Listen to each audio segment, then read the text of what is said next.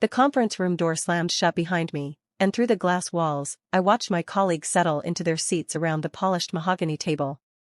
The Innovation Summit planning meeting, the one I'd been mysteriously uninvited from after 3 years of leading SynTech's most groundbreaking projects. I'm Lara James, and until last week, I was SynTech's lead innovation strategist. 15 patents under my belt, 2 industry awards, and a track record that spoke louder than any resume ever could. I joined SynTech 12 years ago when it was still a scrappy startup operating out of a converted warehouse in Austin. Back then, innovation meant rolling up your sleeves and building something that worked, not presenting PowerPoints about disruption to venture capitalists. But apparently, that wasn't enough for our new CEO, Michael Torres, who'd swept in 6 months ago with his Stanford MBA, his collection of leadership books, and his corporate restructuring plans that read like a consulting firm's template. At 34, he was younger than some of the products I'd helped bring to market. "We're bringing in fresher ideas," he'd said during our brief hallway encounter yesterday, not even bothering to look up from his phone as he scrolled through what looked like LinkedIn profiles. "The summit needs voices that resonate with our evolving market demographic." You understand. I understood perfectly. In Torres's world, evolving market demographic was code for people who look like the investors we're trying to impress. And at 47, with gray streaks in my hair that I'd stopped dyeing months ago and a wardrobe that prioritized functionality over fashion trends, I apparently didn't fit that demographic. I didn't argue. I never do. That's been my mistake for the past decade, thinking my work would speak for itself, that results would matter more than appearances, that innovation would be valued over presentation skills. Walking back to my lab that afternoon, I passed the HR department where Stephanie Mills sat behind her desk, frantically typing away while simultaneously fielding calls from what sounded like recruitment agencies. She'd been avoiding my calls for weeks, ever since I'd submitted that formal complaint about the pattern of exclusion I'd been experiencing. Women over 40, it seemed, were becoming an endangered species in Torres's version of innovation. The evidence was impossible to ignore. In the past 6 months, 5 senior female engineers had been transferred to advisory roles or encouraged to take early retirement packages. Meanwhile, the company had hired 12 new innovation associates, all under 30, all with impressive social media presences, all eager to implement the latest business school theories about agile development and customer-centric design thinking. "Stephanie," I called out, stepping into her office. She looked up with that practiced corporate smile, the one she'd probably perfected during her HR certification courses. "Oh, Lara. How are you settling into your new, focused role?" Focused role. That's what they were calling it when they stripped away my team of 8 researchers and moved me to the basement lab that smelled like old concrete and industrial cleaners. The same basement where they'd relocated Agnes Chen from accounting and Frank Morrison from quality control, all of us experienced professionals suddenly finding ourselves in what felt like corporate exile. I wanted to follow up on my complaint. "It's been 6 weeks. These things take time to investigate properly," she said, already looking back at her screen where I could see an email draft about cultural transformation initiatives. "We want to be thorough. Due process, you understand." Thorough. Right. Like the thorough investigation into why my project budgets had been slashed by 60% while the young hotshots upstairs got blank checks for their disruptive thinking workshops and team-building retreats at expensive resorts. Like the thorough review of why my meeting invitations had started getting mysteriously delayed or cancelled while parallel planning sessions happened without me. But here's what Torres and his fresh-faced brigade didn't know: I'd been working on something that would change everything. Not just another incremental improvement or flashy presentation deck, real innovation that could revolutionize how we approached sustainable technology. For months, I'd been developing a prototype in secret. Project Aurora, a breakthrough in renewable energy storage that combined my expertise in materials science with advanced electromagnetic field manipulation. The technology could make traditional lithium-ion batteries obsolete by storing energy at the molecular level with 96% efficiency retention. I'd been documenting everything meticulously, refining the algorithms, hand-building components when the official supply requisitions kept getting denied or delayed. The irony wasn't lost on me. While they were upstairs planning their summit about the future of innovation, discussing paradigm shifts and blue sky thinking in conference rooms with floor-to-ceiling windows, I was actually building that future with my own hands in a basement that hadn't been updated since the 1990s. Every evening, after the building emptied and the security guards began their rounds, I stayed in my lab. The hum of servers mixed with the rhythmic beeping of diagnostic equipment, the soft blue glow of monitoring screens casting shadows on walls lined with technical specifications and half-finished prototypes from previous projects. This was where I belonged, not in some glass-walled conference room listening to 20-somethings regurgitate TED Talks about thinking outside the box while they'd never actually built a box, let alone thought outside one. My lab had become a sanctuary of real work. No buzzwords, no pivot strategies, no user journey mapping sessions. Just the pure satisfaction of watching theoretical concepts become tangible reality, of solving problems that actually mattered instead of creating solutions for problems that didn't exist. The Aurora prototype was elegant in its complexity, about the size of a desktop computer but containing technology that could power a small building for weeks on a single charge cycle. I'd solved the thermal management issues that had plagued similar attempts by other research teams. I'd cracked the stability problems that made energy storage at this level commercially viable for the first time. 2 days before the summit, something changed. I started noticing people I didn't recognize wandering the halls, men in expensive suits with visitor badges that said strategic consulting partners, asking pointed questions about our current projects, taking photos of equipment, requesting access to research databases. When I tried to access my usual technical repositories, I found my credentials had been downgraded to observer status. Suddenly, I couldn't pull the peer-reviewed papers I needed for the final Aurora calibrations, couldn't access the patent databases that helped me verify my innovations weren't duplicating existing work. That evening, I overheard a conversation in the elevator shaft that made my blood run cold. 2 of Torres's new hires were discussing the summit presentations, and I caught fragments about leveraging existing IP assets and repositioning dormant research projects under new leadership. That's when I realized what was happening. They weren't just excluding me from the summit, they were systematically preparing to claim credit for any innovations that emerged from the company during my tenure. My innovations. Work I'd done before Torres even arrived, research I'd been developing while they were still figuring out where the coffee machine was located. I spent that night creating redundant backups of everything. Every schematic, every test result, every breakthrough moment I documented over the past 8 months. I encrypted the files, stored copies on personal drives, even printed hard copies of the most critical documentation. I'd learned from watching other senior employees get pushed out, your work belonged to the company, but they could easily make you disappear from the narrative of its creation. The next morning, I arrived early to find my lab access card no longer worked on the main elevator. I had to use the freight elevator and enter through the service corridor, another subtle message that I was no longer considered part of the core operation. But they'd underestimated something crucial. I knew this building better than anyone. I'd been here when the basement labs were first installed, had helped design the power distribution system that made high-energy research possible. I had keys they'd forgotten about, access routes they didn't know existed, backup power supplies I'd installed myself during late-night projects years before Torres ever walked through the front door. 3 days after the summit began, I was in my lab running final diagnostic sequences on Aurora when the elevator dinged upstairs. Heavy footsteps echoed through the corridors, growing louder as they approached my sanctuary. I recognized Torres's gait, quick, impatient, the walk of someone who'd never learned to slow down and observe before reacting. Torres burst through my lab door like a man whose carefully constructed world was crumbling around him, his face flushed red, tie askew like he'd been running through the building. Behind him trailed 2 executives I recognized from the summit promotional materials, Janet Sullivan from Meridian Ventures and William Hayes from Innovation Capital, both external investors whose checkbooks could make or break SynTech's next funding round. "Why are they pitching your prototype?" Torres shouted, waving his tablet in my direction with such force I thought he might throw it. I looked up from my workstation, where Aurora's main display showed perfect energy conversion rates, 96.3% efficiency over a sustained 12-hour cycle, numbers that would make MIT's energy lab weep with envy.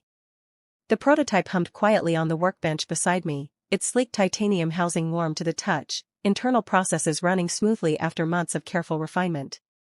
"I'm sorry, what exactly are you referring to?" I asked, though I suspected I knew.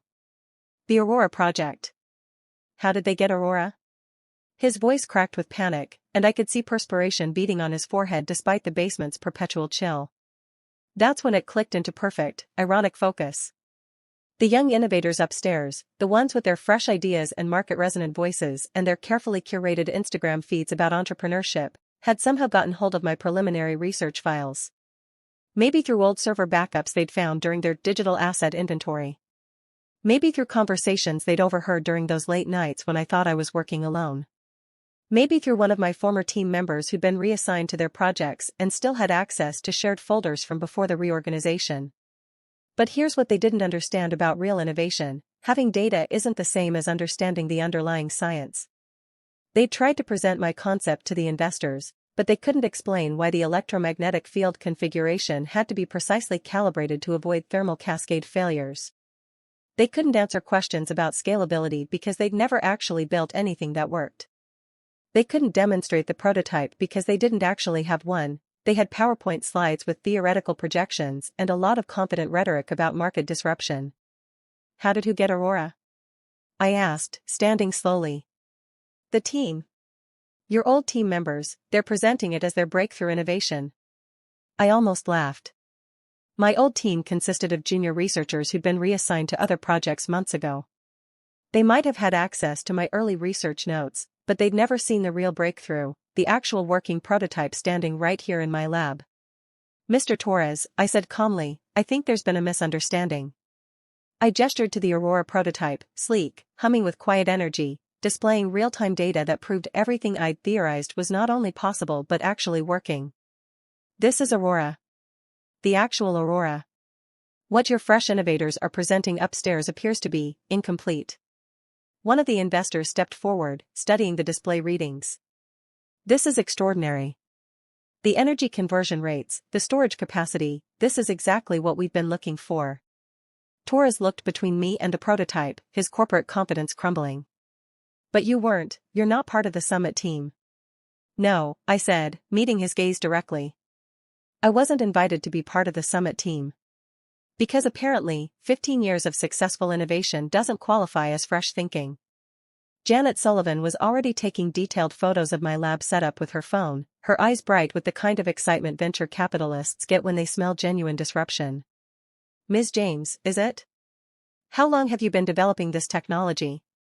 8 months of intensive development on the working prototype, but the foundational research goes back 3 years. The theoretical framework actually originated from my doctoral thesis work 15 years ago. And you did this work, where exactly within the company structure? William Hayes asked, pulling out a leather notebook and expensive pen. I gestured around my basement lab, the cramped space with flickering fluorescent lights, cobwebbed corners, and equipment I'd salvaged from other decommissioned projects. Right here. In the space I was moved to when the company decided my experience wasn't compatible with their innovation strategy. Hayes wrote something down quickly. What kind of budget allocation did you receive for this research? Torres shifted uncomfortably. This was clearly not the direction he'd expected this conversation to take. Initially, I had a standard R&D budget of $200,000 annually. Over the past 6 months, that was reduced to $15,000. Most of the components for Aurora were built using salvaged parts from previous projects or purchased with my own funds. Your own funds?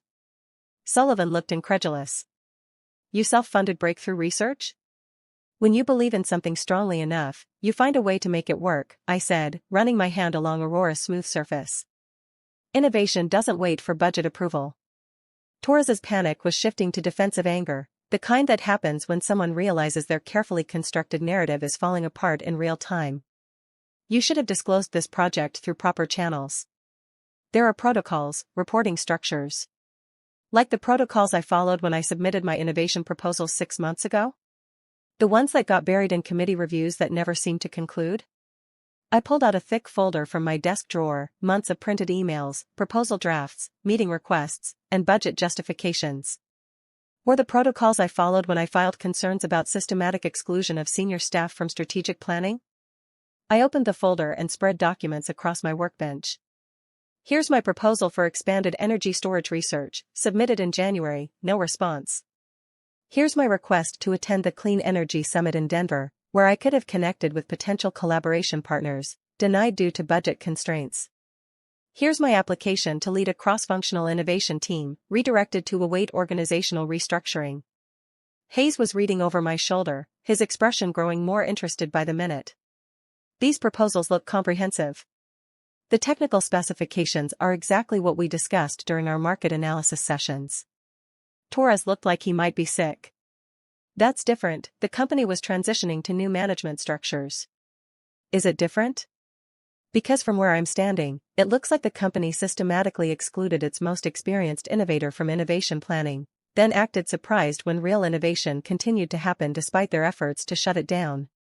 Sullivan had moved to Aurora and was studying the diagnostic readouts. This energy conversion rate, is this sustainable over extended periods? I've run continuous operations for 72 hours with no performance degradation. The longest test cycle was 2 weeks, during which efficiency actually improved by 0.3% as the system optimized its internal processes. 2 weeks? Torres looked stunned. You've been running this for 2 weeks? The power consumption alone would have been noticed if anyone had been paying attention to this floor, I finished. But since I'd been effectively invisible for months, no one bothered to check what was happening down here. The investors exchanged glances. One of them spoke up, "Mr. Torres, we're going to need to discuss this development privately." After they left, Torres remained in my lab, looking deflated. "Why didn't you tell me about this project?" he asked, genuine confusion in his voice. I tried. Multiple times. But every proposal I submitted got lost in review processes. Every meeting I requested got postponed indefinitely. Every time I attempted to present new concepts, I was told the company was moving in a different direction. We weren't trying to exclude you personally. Weren't you? When you restructured the innovation team, every person over 45 was either moved to advisory roles or transferred to maintenance projects. When budget allocations were discussed, senior researchers were consistently overlooked in favor of emerging talent. When the summit was planned, experience was dismissed as incompatible with fresh thinking. I continued, my voice growing stronger. This isn't just about me, Mr. Torres. This is about a company that decided experience was a liability instead of an asset. You brought in consultants to teach innovation to the same people who've been innovating successfully for decades. You created a culture where being older automatically means being out of touch. We needed new energy. You had new energy. You had experience too. But you chose to treat them as mutually exclusive instead of complementary. I pulled up my documentation on the computer screen. Aurora exists because I have 15 years of failures to learn from. I know which approaches don't work because I've tried them. I understand the market because I've watched it evolve. I can solve complex technical problems because I've been solving them long enough to recognize patterns. Over the following weeks, the aftermath of that confrontation rippled through SynTech in ways none of us could have anticipated. The investors were fascinated by Aurora, but they were even more interested in the story behind it. How had the company's most promising innovation been developed in isolation by an excluded team member? What did that say about SynTech's innovation management processes? More importantly, what other breakthrough research might be happening in overlooked corners of the organization? Within days, Sullivan and Hayes had conducted interviews with Agnes from accounting, Frank from quality control, and 3 other senior employees who'd been sidelined during the restructuring. They discovered a pattern that went far beyond my individual case. Experienced professionals throughout the company had been systematically devalued while their institutional knowledge was being overlooked in favor of flashier, less substantial initiatives. The investors requested a full audit of SynTech's innovation pipeline, and what they found was sobering. The fresh thinking teams had produced dozens of theoretical frameworks and presentation decks, but 0 working prototypes. Meanwhile, the displaced senior staff had continued developing practical solutions to real problems, often using their own time and resources. Stephanie from HR finally called me back, her tone dramatically different from our previous conversations. Suddenly, my complaint wasn't just a priority, it was the center of a company-wide review of management practices. There were forms to fill out, depositions to give, external consultants brought in to investigate what the investors were now calling systemic leadership failures. Torres found himself in the uncomfortable position of explaining to the board of directors why he'd marginalized the company's most productive researcher while promoting teams that had produced no measurable results. The summit he'd been so proud of, the one showcasing SynTech's commitment to innovation, had become an embarrassment when investors realized the actual innovation was happening despite, not because of, company leadership. But the real change came from something unexpected. Other companies started calling me. Word had gotten out about Aurora and the circumstances of its development. Industry publications picked up the story. The innovation they tried to ignore became a case study in business schools about the dangers of age discrimination in technical fields. I found myself with options I hadn't had in years. Offers from competitors, consulting opportunities, speaking engagements about fostering inclusive innovation cultures. For the first time in months, I felt like my voice mattered. But more importantly, I realized something about myself. I'd been waiting for permission to innovate when I should have been innovating regardless of permission. 6 months later, I'm still at SynTech, but everything has changed. I lead a new cross-generational innovation team that combines experience with fresh perspectives. Aurora is moving toward commercial production, with 3 major tech companies competing for licensing rights. The Summit team? They're part of my broader project group now, learning that real innovation requires both vision and the technical depth to make vision reality. Torres and I have developed a working relationship built on mutual respect rather than demographic assumptions. He's learned that fresh ideas come from fresh thinking, not necessarily from fresh faces. And Stephanie? She's implemented new HR protocols for handling discrimination complaints. Apparently, 6-week delays are no longer considered thorough investigation practices. Here's what I want you to understand: your experience isn't obsolescence, it's expertise. Your years of work aren't a liability, they're a competitive advantage. When organizations tell you they need fresh thinking, remind them that the freshest thinking often comes from combining new ideas with deep understanding.